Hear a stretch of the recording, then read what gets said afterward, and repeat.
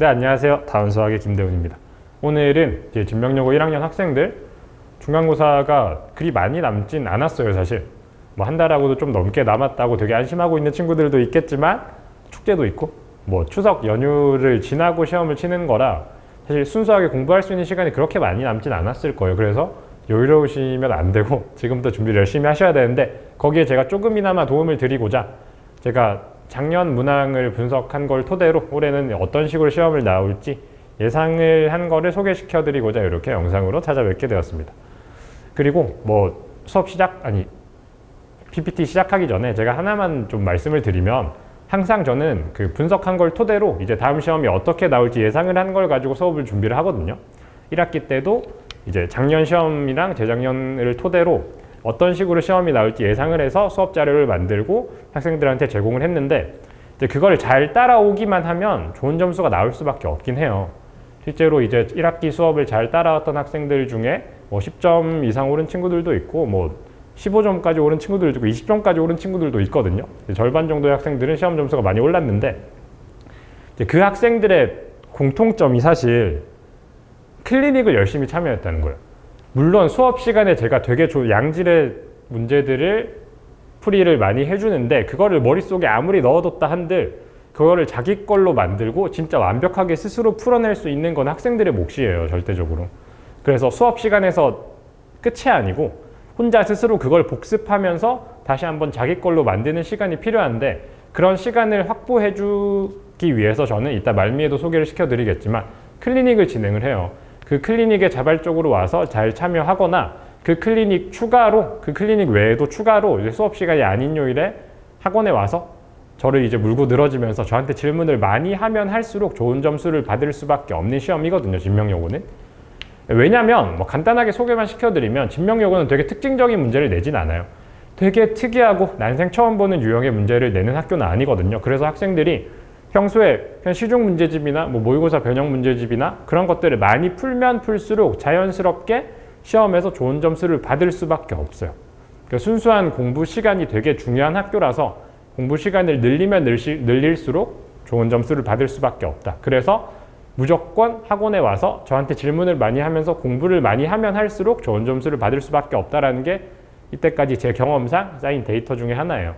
그래서 그렇게 수업을 잘 따라오면서 추가로 공부까지, 학원에 와서 추가적인 공부까지 잘 마친 학생들이라면 좋은 점수를 받을 수밖에 없다라는 점 한 번 더 강조를 드리고 시작해 보도록 하겠습니다.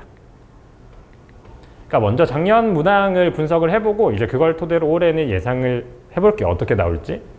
그러니까 작년 이때까지랑 큰 차이점은 없었죠. 사실 진명은 매번 큰 차이점이 있는 학교는 아닌데, 객관식 16문항, 단답형 6문항 똑같았고 배점도 70점, 단답형은 4, 4, 5, 6, 6, 30점 똑같았고요.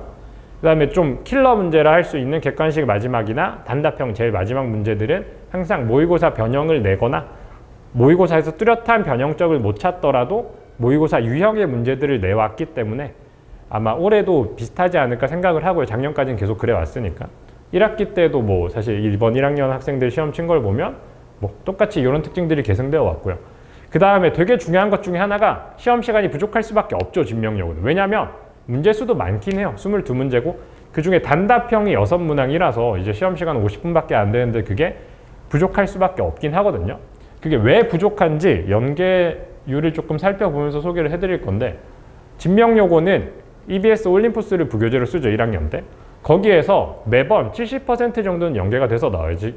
지금 이 문항을 체크를 하는 게 제가 작년 시험지를 쭉 보면서 EBS 올림포스랑 비교를 하면서 연계율을 찾은 거거든요.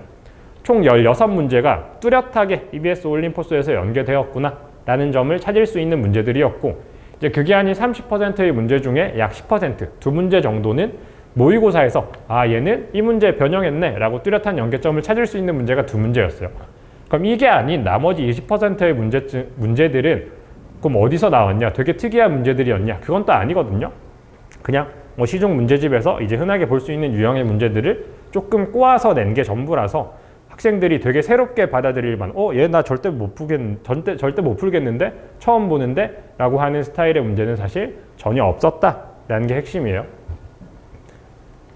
그 모의고사 변형 문제들을 제가 넣어뒀거든요. 오른쪽은 원본 문제를 넣어뒀고 왼쪽은 이제 시험 문제를 넣어놓고 이렇게 두 문제가 뚜렷하게 연계점을 찾을 수 있는 문제였어서 한번 멈춰두시고 분석 자세히 보시면 똑같은 스타일이에요.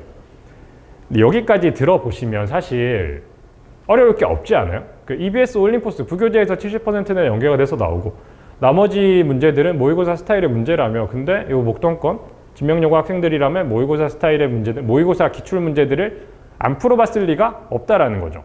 분명히 수업 시간에 다 했던 문제들을 시험 시간에 다시 푸는 것 뿐인데 이게 왜 그럼 점수가 안 나오나요, 우리 아이는? 라고 질문을 하시면 저는 강조드리고 싶은 게 시험 시간이 부족하다는 점이 제일 1순위일 거예요.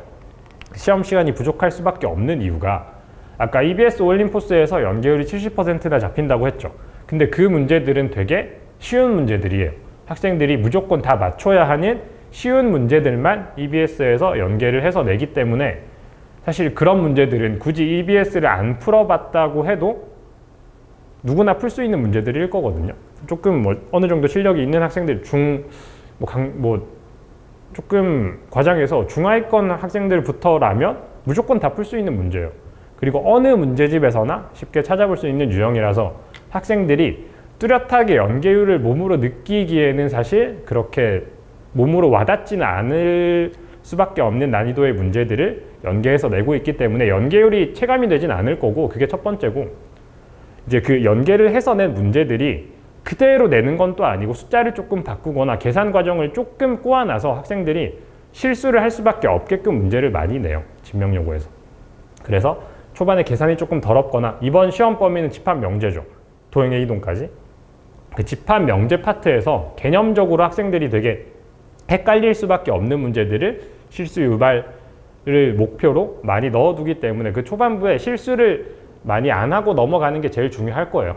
이제 거기에서 1학기 때 실수를 많이 해봤던 학생들이라면 이번 시험에서도 그 앞부분에 시간을 많이 쓸 수밖에 없을 거고, 그 앞부분에 시간을 많이 써버리면 사실 뒤에 있는 객관식 후반부나 단답형 후반부는 모의고사 변형 문제들이 가득가득한데, 그런 문제들은 분명히 평소에 많이 접해봤단 말이죠. 그런 문제들도 시간만 충분히 쓴다면 풀어낼 수 있는 문제들이지만 이제 그런 문제들의 시간을 쓸 수 없게끔 앞부분에서 시간을 많이 쓸 수밖에 없는 조금 약간은 더럽고 치사한 스타일의 시험지가 아니지 않나? 라는 생각을 하고 있습니다. 그리고 그 킬러 문항들도 한번 잘 살펴보면 요거는 이제 왼쪽에 있는 게 작년에 단답형 제일 마지막 문제로 출제됐던 킬러 문항이거든요. 그러니까 요게 작년 3월에 고2 모의고사 30번을 그대로 연계해서 낸 거예요. 근데 이제 단원이 집합이란 말이에요. 이 문제는 집합이라는 단원으로 이제 출제를 하신 것 같은데, 사실 그 집합이라는 걸로 포장만 한 거지 그 안을 살펴보면 2차 함수 문제거든요. 함수 문제. 그래서 이제 집합 명제 파트가 되게 조심해야 되는 게, 집합이란 명제라는 포장지로 겉을 포장했을 뿐이지 그걸 한꺼풀 벗겨보면 그 안에는 우리가 그동안 배웠던 수학상에서 배웠던 되게 고난이도의 문제들을 고스란히 넣어둔 유형의 스타일을 진명여고에서는 항상 많이 내더라고요.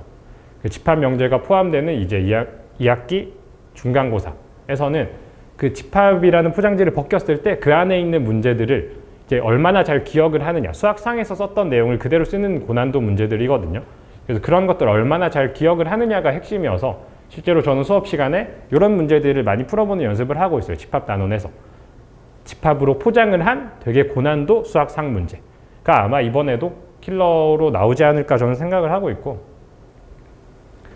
이제 이렇게 분석한 걸 바탕으로 이제 올해는 어떻게 나올지 예상을 조금 해보면, 앞에서 소개시켜드린 큰 특징들은 그대로 계승이 될 거예요. 올림포스, 부교재에서도 되게 높은 연계율을 가져가겠지만 난이도는 낮을 수밖에 없을 거고, 이제 고난도 문제들은 모의고사 변형해서 아마 낼 텐데 지금 시험 범위가 아마 집합 명제까지이지 않을까 싶거든요. 항상 함수는 안 들어가긴 했었어서, 함수가 들어간다면 함수에서 어려운 문제가 나오기도 하겠지만 함수가 들어가지 않는 1대까지랑 시험 범위가 똑같다면 아마 집합 부분에서, 한 번 더 강조 드릴게요. 집합 부분에서 집합 문제인 양 이제 포장을 해둔 고난도 수학상 문제가 아마 킬러로 출제되지 않을까라고 저는 생각을 하고 있습니다. 그래서 제일 강조드리고 싶은 거는 전략적으로 선택을 되게 잘 해야 돼요. 물론 1등급을 노리는 학생들이라면 EBS 올림포스에 부교재에 집중을 하기보다는 이제 모의고사 기출들의 좀 집중을 하면서 고난도 문제들을 많이 맞출 수 있는 연습을 해야 되고, 뭐 1등급이 아직은 목표가 아니고 앞에서 실수 유발하는 문제들을 스무스하게 넘어갈 수 없는 학생들이라면 이제 그런 학생들은 EBS 올림포스 부교재를 이제 다독하면서 거기에 있는 문제들을 완벽하게 풀어내는 연습을 하는 게 전 제일 먼저라고 생각을 해요. 실제로 EBS 그 연계 문제들, 부교재 연계 문제들만 다 맞춰도 65점 이상은 나오거든요, 충분히.